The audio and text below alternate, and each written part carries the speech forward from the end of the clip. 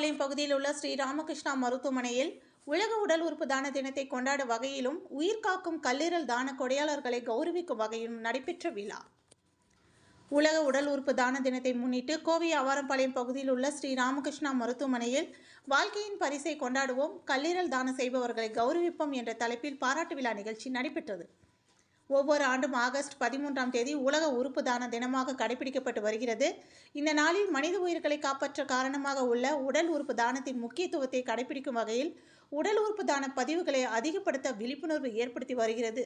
இந்நிகழ்வில் மூளைசாவு அடைந்த அவர்களது உறுப்புகளை தானமாக வழங்குவது குறைவாக இருப்பதால் கல்லீரல் மாற்று சிகிச்சைக்கு காத்திருக்கும் நோயாளிகள் பெரும்பாலும் உயிருடன் கல்லீரல் தானம் செய்வதற்கே சார்ந்திருக்க வேண்டிய நிலை உள்ளது என்பதை குறிப்பிட்டு இந்த விழிப்புணர்வு நடத்தப்பட்டது. கல்லீரல் செயலிழப்பு காரணமாக இறுதிக்கட்ட ஆபத்தில் இருந்த நோயாளிகளை காப்பாற்ற அவர்களின் நெருங்கிய உறவினர்கள் தங்கள் கல்லீரலின் ஒரு பகுதியை தானமாக வழங்கிய தைரியத்தை பாராட்டும் வகையில் ஸ்ரீ ராமகிருஷ்ணா மருத்துவமனை அவர்களை பாராட்டி கௌரவப்படுத்தியது.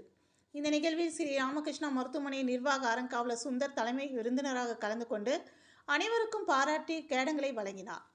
இந்த நிகழ்வில் கல்லீரல் மாற்று மயக்க மருந்து மற்றும் தீவிர சிகிச்சை பிரிவு மருத்துவர் பிரேம் சுந்தர், இணை நிர்வாக அறங்காவலர் ஆர் நரேந்திரன் ஆகியோர் பங்கேற்றனர். இறுதியாக அலைடு ஹெல்த் சயின்ஸ் மாணவர்கள் உறுப்பு தானத்தின் முக்கியத்துவத்தை மக்களின் மனதில் பதிய வைக்கும் விதமாக வண்ணமயமான பிளாஸ்மாப் நடன நிகழ்ச்சியை நடத்தினர் என்பது குறிப்பிடத்தக்கது.